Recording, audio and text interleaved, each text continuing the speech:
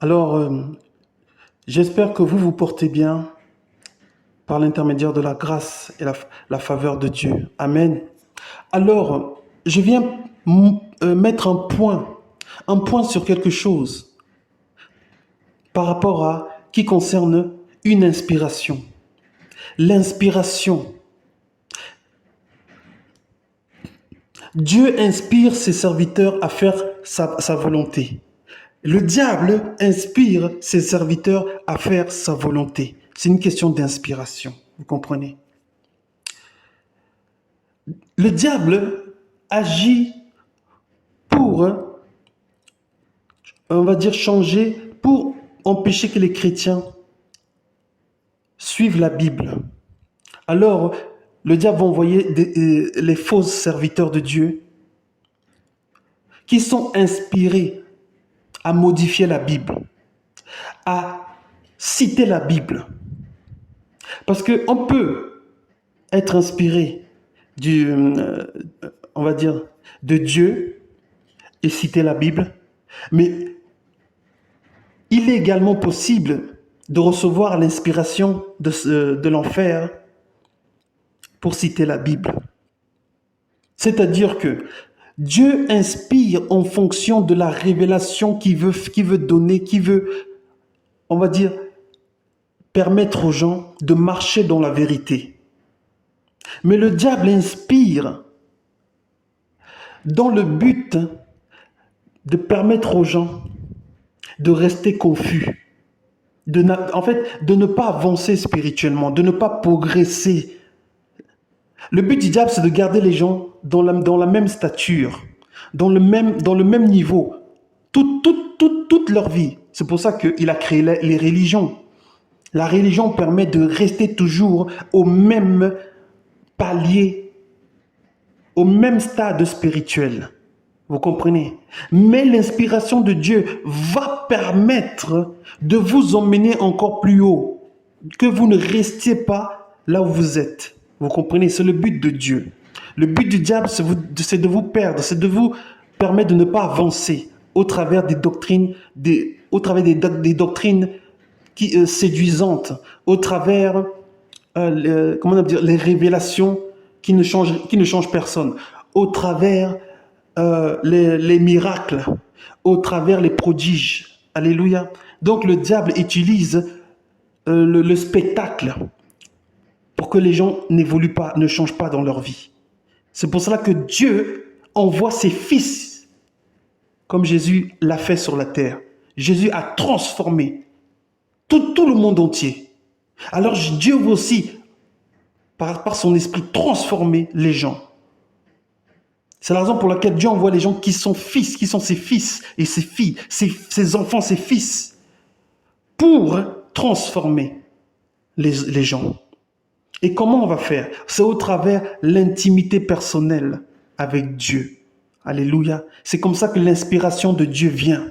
C'est au travers, on va dire, l'intégrité à la parole de Dieu. C'est-à-dire, vous restez simplement focalisé à ce que Dieu a dit dans la Bible et vous mettez en pratique. C'est pas simplement de citer la Bible. Le but du diable, c'est que vous connaissiez la Bible, mais que votre vie soit toujours au même stade. Que vous vivez simplement sur la forme d'une perspective religieuse. Voilà. Vous voyez? Alléluia. Une sorte de... Voilà. Donc, cherchez l'inspiration qui vient de la Bible. Quand vous suivez la Bible, vous mettez en pratique, vous recevez l'inspiration du Seigneur Jésus, l'inspiration de Dieu lui-même. Pourquoi? Parce que la vérité est la Bible. Vous mettez en pratique la vérité. Quand vous lisez la Bible et que vous mettez en pratique, vous marchez sur le roc. Vous tenez sur la vérité. Et vous êtes inspiré pour parler aux gens par rapport à la vérité. Vous pouvez être inspiré pour exhorter. Vous pouvez être inspiré pour pouvoir, voilà, faire ce que Dieu veut. Vous pouvez être inspiré à faire du bien aux autres, à donner de l'amour aux autres, à donner un cadeau aux autres, à donner, je ne sais pas moi, des choses aux autres. Pourquoi? Parce que vous marchez dans la vérité. Les gens qui marchent dans le mensonge, pardon, Les gens qui sont inspirés du diable, ils marchent dans une, on va dire, dans le mensonge, mais leur vie est centrée que sur eux-mêmes. Ils ne pensent pas aux autres, parce que l'amour de Dieu permet de penser aux autres quand vous marchez sur la Bible, la vérité. L'Esprit de Dieu va vous permettre de penser aux autres. Mais les gens qui sont poussés, dirigés par l'Esprit du diable, ils vivent que par eux-mêmes. Vous comprenez ce que je veux dire? Comme le diable est égoïste, alors ses serviteurs également vivent avec égoïsme. Ils pensent qu'à eux. Et c'est là où l'esprit de Jézabel agit. Vous comprenez ce que je veux dire? Alléluia. Donc, cherchez à marcher dans la vérité de la Bible. L'inspiration vient lorsqu'on intègre, lorsqu'on met en pratique la Bible. Ça ne vient pas lorsque vous priez 10 heures ou bien lorsque vous prêchez 4 heures. Vous pouvez parler pendant des heures, hein? Mais vous avez seulement fait ça selon votre chair, selon votre intérêt, votre égoïsme. Vous comprenez ce que je veux dire? Il y a une différence parce qu'on peut impacter une nation en 5 minutes que de faire un discours de 4 heures. Vous comprenez ce que je veux dire? C'est l'esprit, parce que Dieu sait comment toucher les cœurs. Alléluia. Lorsque vous apprenez à marcher dans la vérité, vous apprenez à suivre votre cœur, parce que votre cœur ne marche pas dans le mensonge. Alléluia. Le fait que je parle comme ça, c'est parce que comment dire ça? Ça fait des années que j'ai appris à faire confiance à la parole. Ça fait des années. Ça, c'est pas venu comme ça, en un claquement de doigts, en un clin d'œil. C'est pas venu comme ça, en un clin d'œil. C'est-à-dire que j'ai dû faire un travail sur moi-même, à me débarrasser de tout mensonge. C'était un travail, vous voyez ce que je veux dire?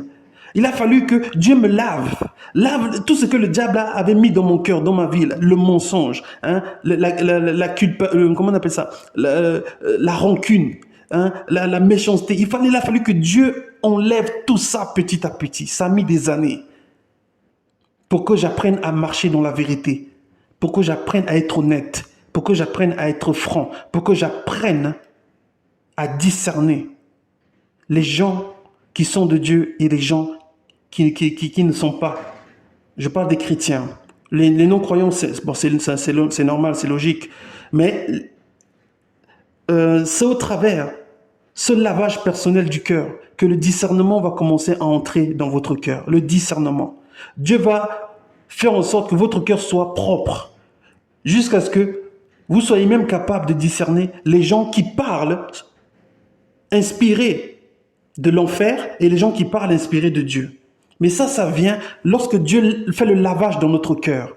Il faut que Dieu enlève toute mauvaise chose en fait, ce sont les mauvaises choses en nous qui mettent la confusion dans nos yeux, qui fait qu'on a encore les yeux spirituels fermés. Vous voyez, ça cause des choses diaboliques à l'intérieur de notre cœur. Ça voile nos yeux spirituels, ça voile nos yeux. Vous comprenez? C'est pour ça que Dieu veut faire un lavage personnel dans notre cœur. Il faut qu'on apprenne à se détourner du mal, à se détourner des gens qui aiment le mal. Alléluia. Il faut qu'on apprenne à se détourner de ces gens-là. Alléluia. Ainsi, vous serez inspirés de Dieu pour faire ce que Dieu veut. Amen. Et tout ça. Vous ne serez plus emportés par de toutes sortes de personnes qui parlent de Dieu, mais vous aurez, à cause de votre propreté du cœur, vous allez voir que cette personne-là parle simplement comme ça, et ensuite vous allez voir une autre personne qui parle vraiment, parce que cette personne est comme vous, son cœur est également propre, elle parle dans la vérité, elle parle dans l'honnêteté, elle parle vraiment inspirée de son cœur qui est propre. Vous comprenez ce que je vais dire? Alléluia. Alors, c'est comme ça que vraiment que la lumière chasse, on va dire, bannit les ténèbres, la lumière commence à, on va dire, à éclairer notre regard, parce que la lumière est propre. Vous comprenez? La lumière est propre. Il n'y a pas de tache noire. Donc, quand vous apprenez à vivre dans la vérité, vous commencez à mettre plus de lumière dans votre cœur. Plus de lumière. Et plus il y a de la lumière, plus vos yeux vont commencer à voir les choses cachées. petit à petit. Parce que c'est la lumière. La lumière commence vous commencez en fait à marcher dans la lumière. Alléluia. Et là, vous pourrez voir les gens entre les vrais chrétiens, les faux, les faux hommes de Dieu, les vrais. Enfin, voilà, tout ça, ça va venir seulement au lavage du cœur. Quand on marche dans la lumière du Seigneur. Alléluia. Mais ça vient avec le travail sur soi-même. Il faut vraiment décider de ne plus accepter les mauvaises choses dans notre cœur. Amen. Que Dieu vous bénisse. Et voilà. Amen. Ciao.